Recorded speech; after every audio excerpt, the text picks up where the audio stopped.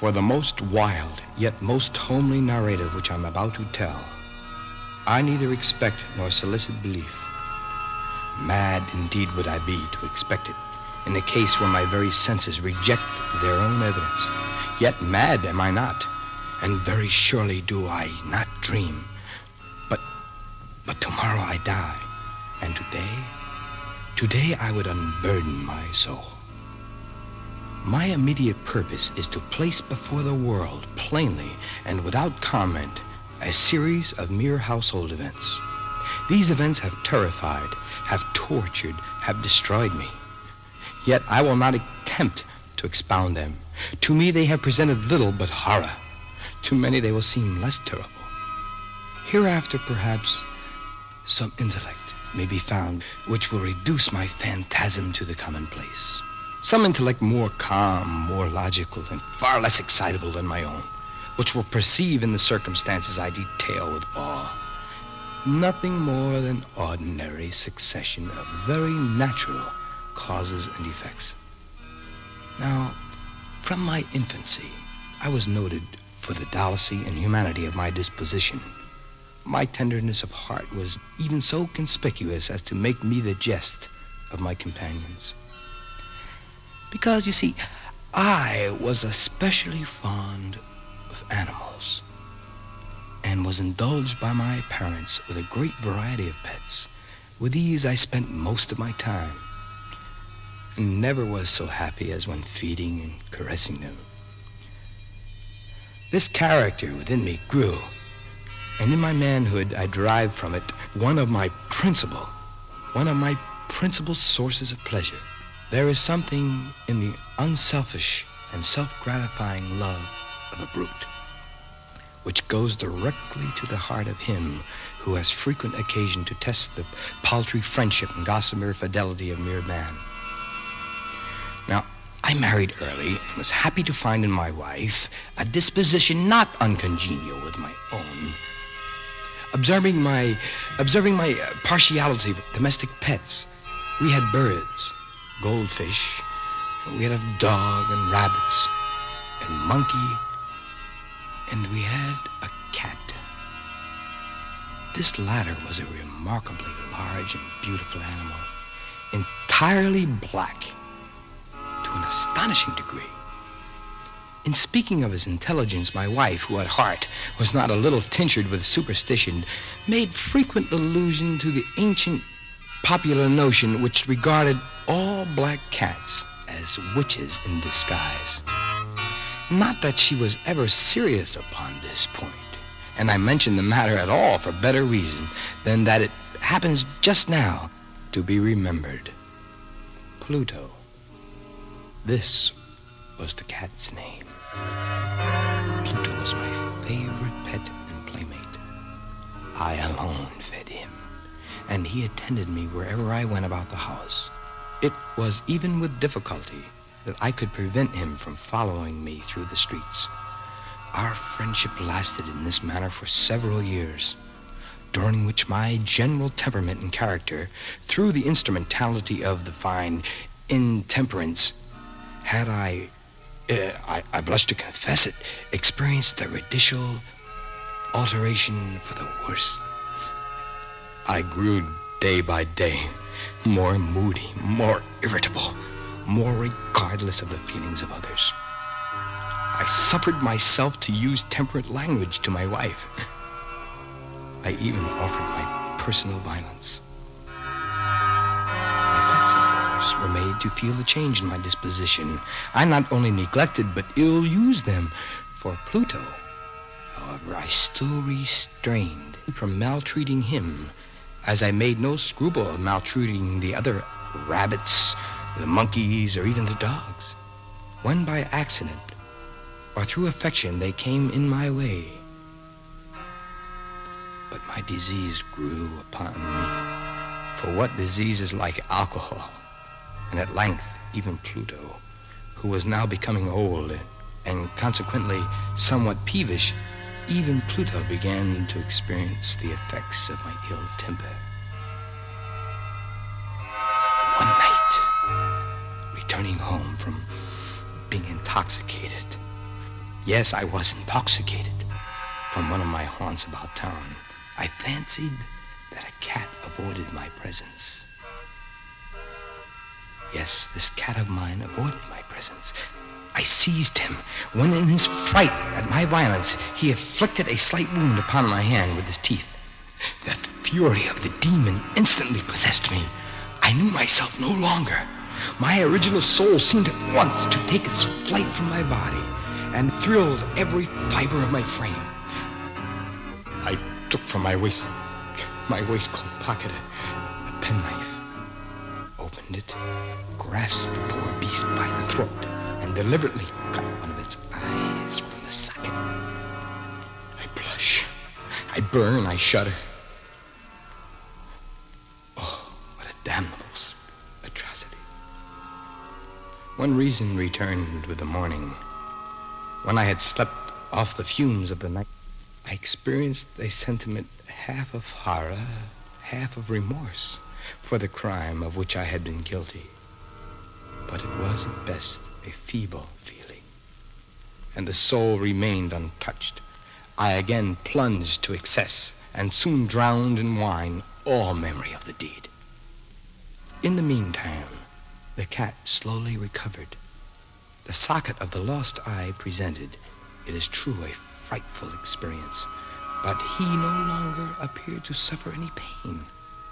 He went about the house as usual, but as might be expected, fled in extreme terror at my approach. I had so much of my old heart left as to be at first grieved by this evident dislike on the part of a creature which had once so loved me. But this feeling soon gave place to irritation, and then came, as if to my final and irrevocable overthrow, the spirit of perverseness. Of this spirit, philosophy takes no account. Yet I am not more sure than my soul lives that I am the perverseness. Is one of the primitive impulses of the human heart, one of the indivisible preliminary faculties or sentiments which gave direction to the character of man. Who has not 100 times found himself committing a vile or a stupid action for no other reason than because he knows he should not? Have we not a perpetual inclination in the teeth of our best judgment to violate that which is law, merely because we understand it to be such? This spirit of perverseness, I say, came to my final overthrow. It was this unfathomable longing of the soul to vex itself, to offer violence to its own nature, to do wrong for the wrong's sake only, that urged me to continue and finally to consummate the injury I had inflicted upon the unoffending brute.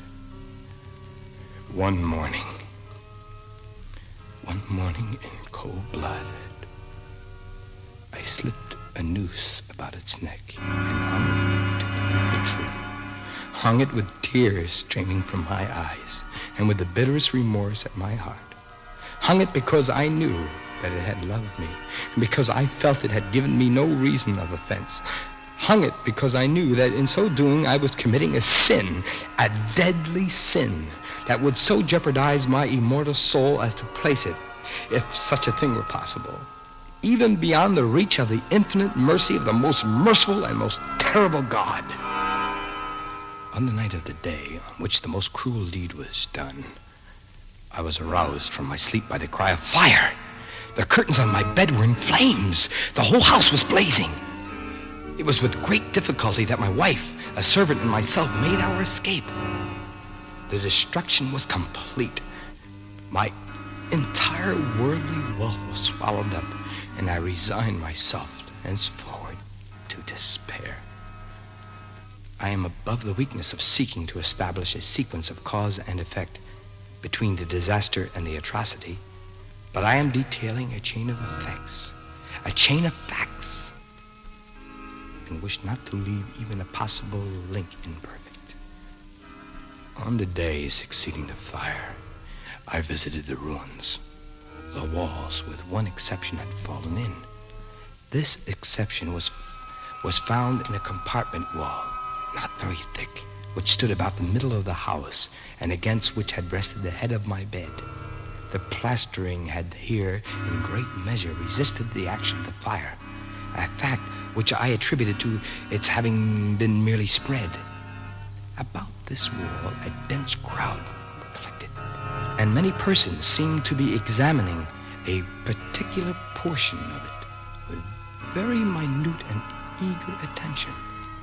The words strange, singular, and other similar expressions excited my curiosity. I approached and saw, as if graven in bas relief upon the white surface, the figure of a gigantic cat. The impression was given with an accuracy truly marvelous. There was a rope about the animal's neck. When I first beheld this apparition, for I could scarcely regard it as less, my wonder and my terror was extreme. But at length reflection came to my aid. The cat, I remembered, had been hung in a garden adjacent to the house. Upon the alarm of the fire, this garden had been immediately filled by the crowd, by some of whom the animal must have been cut from the tree and thrown through an open window into my chamber. This had probably been done with the view of arousing me from sleep. The falling of other walls had compressed the victim of my cruelty into the substance of the freshly spread plaster, the lime of which, with the flames and the ammonia from the carcass, had been accomplished portraiture as I saw it. Although I thus readily accounted to my reason, if not altogether to my conscience, for the startling fact just detailed, it did not the less fail to make a deep impression upon my infancy. For months I could not rid myself of the phantasm of the cat, and during this period there came back into my spirit a half sentiment that seemed but was not remorse. I went so far as to regret the loss of the animal, and to look about me among the vile haunts which I now habitually frequented for another pet of the same species and of somewhat similar appearance with which to supply its place. One night, as I sat, half stupefied, in a den of more than infamy, my attention was suddenly drawn to some black object reposing upon the head of one of the immense hogsheads of gin, or was it rum, which constituted the chief furniture of the apartment. I had been looking steadily at the top of this hogshead for some minutes. But what now caused me surprise was the fact that I had not sooner perceived the object. Thereupon, I approached it and touched it with my hand. It was a black cat, a very large one, fully as large as Pluto, and closely resembling him in every respect but one. Pluto had not a white hair upon any portion of his body, but this cat had a large, although indefinite, blotch of white, covering nearly the whole region of the breast. Upon my touching him, he immediately arose, purred loudly, rubbed against my hand, and appeared delighted with my notice. This was the very creature of which I was in search. I at once offered to purchase it of the landlord, but this person made no claim to it. He knew nothing about the black cat with the white blotch, had never seen it before. So I continued my caresses, and when I prepared to go home, the animal evinced a disposition to accompany me. I permitted it to do so, occasionally stooping and petting it as I proceeded. When it reached the house, it domesticated itself at once and became immediately a great favorite with my wife. For my own part, I soon found a dislike to it arising within me. This was just the reverse of what I had anticipated. But I know not how or why it was. Its evident fondness for itself rather disgusted and annoyed me. By slow degrees, these feelings of disgust and annoyance rose to the bitterness of hatred. I avoided the creature. A certain sense of shame and the remembrance of my former deed of cruelty prevented me from physically abusing it. I did not for some weeks. I didn't strike or otherwise violently ill-use it, but gradually, and now I say very gradually, I came to look upon it with unutterable loathing, to flee silently from its presence, as from the breath of a pestilence. What added no doubt to my hatred of the beast was the discovery on the morning after I brought it home that, like Pluto, it also had been deprived of one of its eyes. With my aversion of this cat, however, its partiality for myself seemed to increase. It followed my footsteps with such patience. It seemed to follow me everywhere I went. Whenever I sat, it would crouch beneath my chair or spring upon my knees, covering me with a loathsome caress.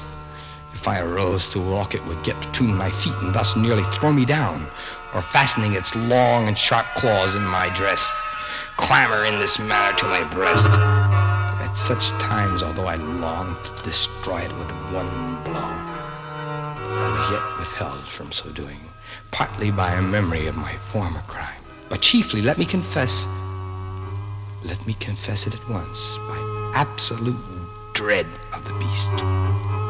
This dread was not exactly a dread of physical evil, and yet I should be at loss, however, to define it. I am almost ashamed to own, yes, even in this Fallon's cell, I am almost ashamed to own that the terror and the horror which the animal inspired me had been heightened by one of the merest cinemas it would be possible to conceive. My wife had called my attention more than once to the character, the mark of white hair, of which I have spoken, which constituted the sole visible difference between the strange beast and the one I had destroyed. The listener will remember that this mark, although large, had been originally very indefinite, but by slow degrees, nearly imperceptible, and which for a long time my reason struggled to reject. It had at length assumed a rigorous distinctness of outline. It was now the representation of an object that I shudder to name, and for this, above all, I loathed and dreaded, and would have rid myself of the monster had I dared it. It was now, I say, the image of a ghastly thing of the gallows, or a mournful and terrible engine of horror and of crime, of agony and death, a crime so impossible to describe. And now was I indeed wrenched upon the mere humanity of the beast, whose fellow I had destroyed, a brute beast to work out for me. For me, a man fashioned in the image of the high God, so much of insufferable woe. Neither by day nor by night knew I the blessing of rest anymore. For me, a man fashioned in the image of God, so much of insufferable woe. Neither by day nor by night knew I the blessing of rest anymore. During the former, the creature left me no moment alone, and in the latter, I started hourly from dreams of unutterable fear to find the hot breath of the thing upon my face and its vast weight, an incarnate nightmare that I had no power to shake off, incumbent eternally upon my heart. Beneath the pressure of torments such as these, the feeble remnant of the good within me succumbed. Evil thoughts became my sole inmates. The darkest and most evil of thoughts, the moodiness of my usual temper, increased to hatred of all things and of all mankind. While from the sudden, frequent, and ungovernable outburst of fury to which I now blindly abandoned myself, my complaining wife was the most patient of sufferers. One day, she accompanied me upon some household errand into the cellar of the old building, which our property compelled us to inhabit. The cat followed me down the steep stairs and nearly throwing me headlong, exasperated me to madness. Uplifting an axe and forgetting in my warmth the childish dread which had stayed my hand, I aimed a blow at the animal, which would have proved instantly fatal had it descended as I wished. But this blow was arrested by the hand of my wife. By the interference into a rage upon this demoniacal, this terrible thing, I withdrew my arm from my grasp and buried the axe in her brain. She fell dead upon the spot without a groan. Not even a groan. This hideous murder accomplished, I set myself forthwith, with entire deliberation, to the task of concealing the body. I knew that I could not remove it from the house, neither by day or by night, without the risk of being observed by the neighbors. Many projects entered my mind. At one period, I thought of cutting the corpse into minute fragments and destroying them by fire. Another, I resolved to dig a grave, a deep grave, for it in the floor of the cellar. Again, I deliberated about casting it in the well in the yard, about packing it in a box, as if merchandise, with the usual arrangements, and so getting a porter to take it from the house. Finally, I hit upon what I considered a far better expedient than either of these. I determined to wall it up in the cellar, as the monks of the Middle Ages are recorded to have walled up their victims. For a purpose such as this, the cellar was well adapted. Its walls were loosely constructed and had lately been plastered throughout with a rough plaster, which the dampness of the atmosphere had prevented it from hardening.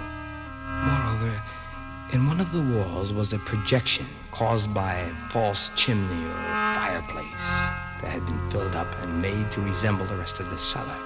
I made no doubt that I could readily displace the bricks at this point, insert the corpse, and wall the whole up as before, so that no eye could detect anything suspicious.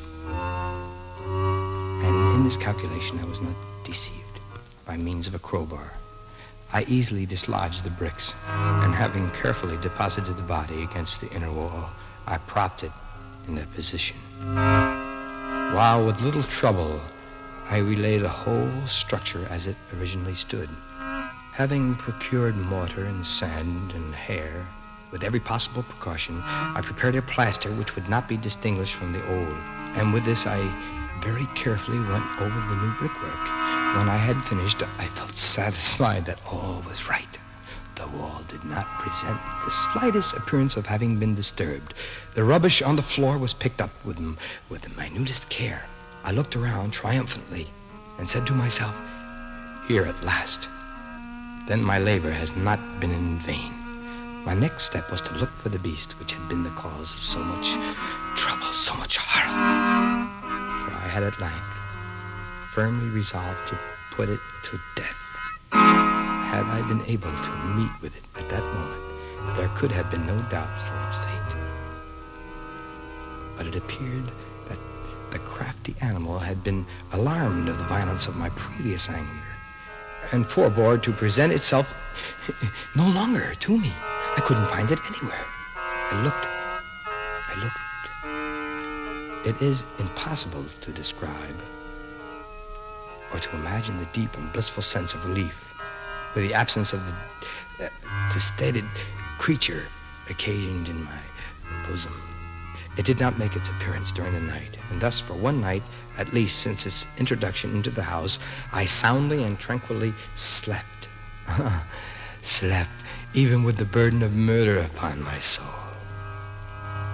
The second and third day passed, and still my tormentor came not. Once again, I breathed as a free man. The monster, in terror, had fled the premises forever, I should behold it no more. My happiness was supreme. The guilt of my dark deed disturbed me but little. Some few inquiries had been made, but these had been readily answered. Even a search had been instituted, but of course nothing was to be discovered. I looked upon my future as secure.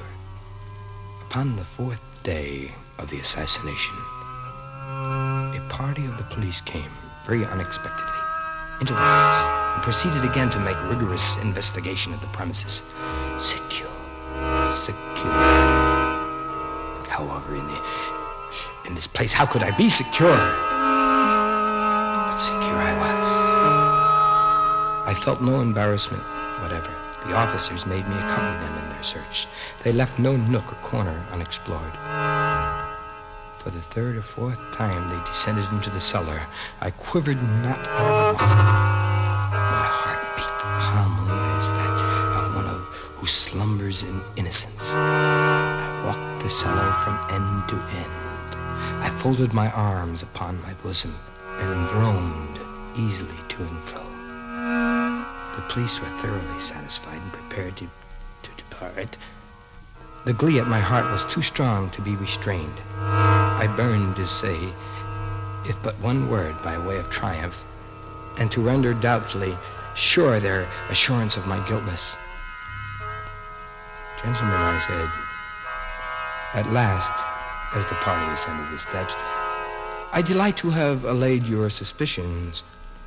I wish you all health and a little more courtesy. By the way, gentlemen, this is a very well-constructed house.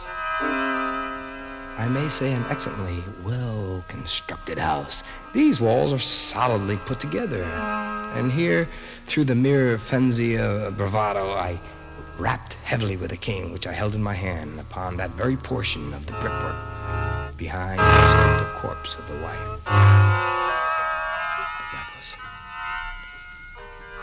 But may God shield and deliver me from fangs of hell. No sooner had the reverberation of my blow sunk into violence than I was answered by a voice from within the tomb, by a cry, first muffled and then broken, like the sobbing of a child, and then quickly swelling into one long, loud, continuous scream, utterly and loud. Inhuman sound, a howl, a wailing shriek, half of horror and half of triumph, such as might have arisen only out of hell, conjointly from the throats of the damned in their agony and of the demons that exult in the damnation. God, of my own thoughts, it is folly to speak. Swooning, I staggered to the opposite wall. For one instant, the party on the stairs remained motionless. This terror within me started to grow and grow, and next, a dozen stout arms were toiling at the wall. It fell boldly. The corpse, already greatly decayed, clotted with gore, stood erect before the eyes of the spectators. Upon its head, with red, extended mouth, solitary eye of fire, sat the hideous beast whose craft had seduced me into murder, and whose informing voice had consigned me to the hangman. I had walled the monster up within the tomb.